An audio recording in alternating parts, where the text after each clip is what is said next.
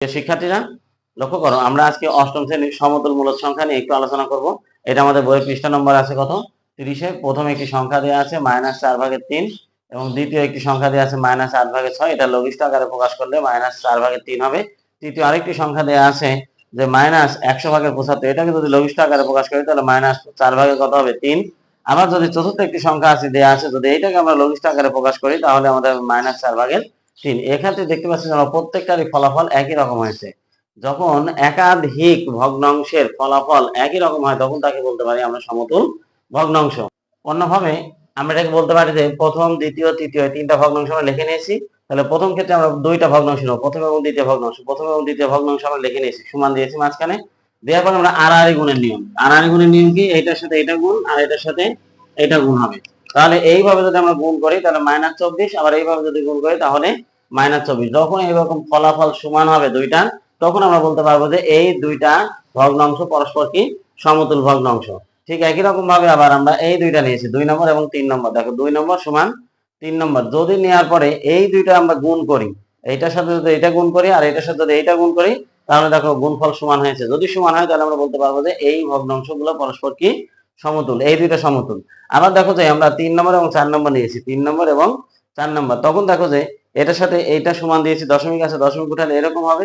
তারপরে যদি আমরা আড়াআড়ি গুণ করি, এটার সাথে এটা গুণ, এটার সাথে এইটা গুণ, তখন আমাদের একই রকম ফলাফল হয়েছে। তখন আমরা বলবো যে এই দুইটা পরস্পর কি সমতুল ভগ্নাংশ। তাহলে দেখো লক্ষ্য করো যে এটার সাথে এটা সমতুল, আর এটার সাথে এটা সমতুল, আবার এটার সাথে এটাও সমতুল। তাহলে সংখ্যাগুলো পরস্পর কি হলো সমতুল। সমতুল আমরা দুই ভাবে ব্যাখ্যা করতে পারি। একটা হলো যে আমরা লঘিষ্ঠ আকারে প্রকাশ করি, আর একটা এই সমান চিহ্ন। 31 পৃষ্ঠায় যে একক কাজটা দেওয়া আছে, 31 পৃষ্ঠায় যে একক কাজ দেওয়া আছে, সেই একক কাজে প্রশ্ন বলছে যে আমাদের এখানে কতগুলো ভগ্নাংশ দেওয়া আছে, সেই ভগ্নাংশগুলো কোনটা কার সমতুল সেটা নির্ণয় করতে হবে। তাহলে আমরা প্রথমে কি করব, প্রথমে আমরা প্রথম ভগ্নাংশ নিয়েছি। প্রথম ভগ্নাংশটা কি আছে, 3/2, 3/2। এখানে 3 একটি মৌলিক সংখ্যা, 2 একটি মৌলিক সংখ্যা। এখানে আর কোনো লঘিষ্ঠ আকারে প্রকাশ করা যায় না, এটা এরকমই থাকবে। এইটা দ্বিতীয় ভগ্নাংশ, বিয়োগ 2/3, অর্থাৎ মাইনাস কত আছে 2/3। এখানে দুইটা মৌলিক সংখ্যা আছে, লবেও মৌলিক সংখ্যা, হরেও মৌলিক সংখ্যা। তাহলে এখানে আর লঘিষ্ঠ আকারে প্রকাশ করা যায় না। তৃতীয় ভগ্নাংশটা কি আছে দেখো, 9/6। তাহলে এখানে আমাদের দুইটা লব এবং হরকে আমার মনে হয় যে অন্য কোনো সংখ্যা দিয়ে কাটাকাটি করা যাবে। দেখো তোমরা লক্ষ্য করো যে এটাকে যদি আমরা 3 দিয়ে ভাগ করি তাহলে কত হবে, 3×2 6। এটাকে 3 দিয়ে ভাগ করলে 3×3 9 হবে। তাহলে এটার সঙ্গে আমরা কি লিখতে পারি, আমরা লিখতে পারি যে 3/2, 3/2। তাহলে এই যে তৃতীয় ভগ্নাংশের লঘিষ্ঠ আকার হলো 3/2। একই রকম ভাবে যদি আমরা এই চতুর্থ ভগ্নাংশটাকে আমরা করি তাহলে এটাকে কত দিয়ে কাটা যাবে, 8 দিয়ে যদি ভাগ করি তাহলে 3×8 = 24, আর 8 দিয়ে এটাকে ভাগ করলে 8 দিয়ে 16। তাহলে কত হলো 3/2, 3/2। তাহলে চতুর্থ ভগ্নাংশ আমাদের দেখা যাচ্ছে যে লঘিষ্ঠ আকারে প্রকাশ করা যাবে। এবং পঞ্চম ভগ্নাংশ দেখো, এটা 5-এর ঘরের নামটা বললে আমার মনে হয় মিলবে।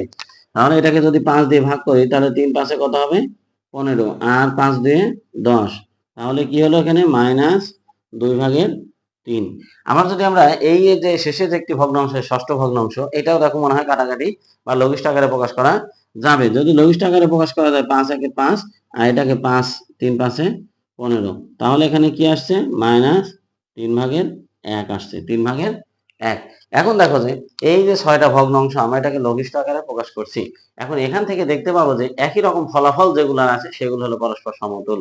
তাহলে এখানে লক্ষ্য করো যে 3/2, 3/2 কয় জায়গায় আছে, এখানে আছে কি না, এটা নাই, এইটা আছে।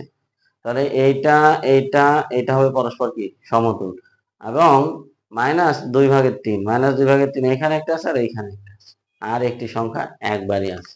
তাহলে এর সমতুল কোনো ভগ্নাংশ এখানে নেই। এখন আমরা তাহলে লিখে নিই কোন সংখ্যার কয়টা সমতুল ভগ্নাংশ আছে। তাহলে আমরা লিখে নিলাম যে 3/2, এই যে 3/2 প্রথমে একটি ভগ্নাংশ। এই ভগ্নাংশটা সমতুল ভগ্নাংশ কয়টা আছে আমাদের এখানে, 6টার মধ্যে 3টা আছে। 3/2, 9/6। এই যে এখানে 3/2 মানে কত, 9/6। আরেকটু কত আছে আমাদের 24/16। এই যে 24/16, এটাও 3/2। অর্থাৎ যাদের ফলাফল একরকম হবে, যাদের ফলাফল কি হবে একরকম হবে। তাহলে আমরা এইটা এবং এইটা, এই তিনটার ফলাফল লঘিষ্ঠ আকার যেহেতু একরকম, তাহলে এই তিনটা মূল যে ভগ্নাংশ ছিল তারা পরস্পর কি হবে সমতুল হবে। ঠিক একই রকম ভাবে দেখো যে এই যে একটা এটা এবং এই দুইটা পরস্পর সমান, তাহলে এই দুইটা ভগ্নাংশ পরস্পর কি হবে, সমতুল হবে। তাহলে -2/3 এবং মাইনাস কত 10/15, এই দুইটা পরস্পর সমতুল ভগ্নাংশ। তাহলে মোট আমাদের ভগ্নাংশ ছিল 6টা, তার মধ্যে এখানে কয়টা চলে গিয়েছে, আমাদের 5টা, একটাই আছে। তাহলে এই একটা আমাদের আছে, এর একটাই ভগ্নাংশ আছে এবং এখানে এর কোনো সমতুল ভগ্নাংশ নেই। এখানে আমাদের আরেকটি গুরুত্বপূর্ণ বিষয় জেনে রাখতে হবে যে সমতুল ভগ্নাংশ আসলে একটা ভগ্নাংশের কতগুলো হতে পারে। মনে করো এটা একটি ভগ্নাংশ, এর সমতুল ভগ্নাংশ কতগুলো হতে পারে। আমরা দেখি যে এইটা আমাদের মূল, এটার সাথে আমরা এখন 3/1 আছে, অর্থাৎ এই দুইটার সাথে লব এবং হর উভয়ের সাথে যদি আমরা 2 গুণ করি, তাহলে 1 গুণ 2 3 গুণ 2, তাহলে 2 1 2 3 2 6। আবার যদি আমরা করতে চাই এরকম, তাহলে একের সাথে আমরা কত গুণ দিয়েছি, এখানে 2 গুণ দিয়েছি, এখানে 1 গুণ দিলে তো জায়গা থাকবে, তাই আমরা এটাকে কত দিয়ে গুণ দিয়েছি, এই ভগ্নাংশটাকে লব এবং হর উভয়কে আমরা 2 দিয়ে গুণ দিয়েছি। এখন আমরা লব এবং হর উভয়কে কত দিয়ে গুণ দিব, 3 দিয়ে গুণ দিব। লবকেও 3 দিয়ে গুণ দিব, হরকেও 3 দিয়ে গুণ দিব। তাহলে 3 1 3, 3 3 9। ঠিক একই রকম ভাবে এই ভগ্নাংশটাকে আবার যদি আমরা 4 দিয়ে গুণ করি, লব এবং হর উভয়কে কত দিয়ে গুণ করি, 4 দিয়ে গুণ করি, তাহলে 4 1 4 আর 3 4 12।